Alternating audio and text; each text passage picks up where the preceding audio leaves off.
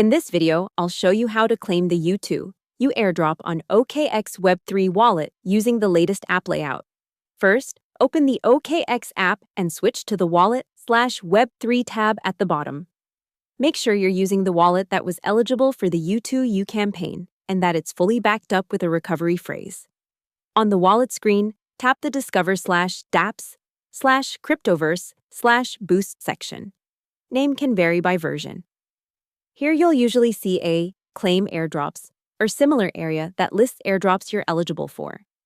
If U2U is shown there, tap the U2U Airdrop card, then press Claim. Connect your OKX Web3 wallet if asked, review the details, and sign the transaction to complete the claim.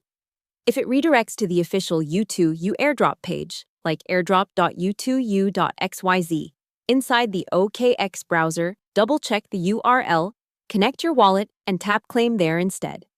After the transaction confirms, go back to your OKX Wallet assets. If U2U doesn't appear, tap Manage Tokens/Add Token, search for U2U, and enable it so the airdrop balance shows. Hope the tutorial was helpful. Subscribe to my channel and see you in the next video.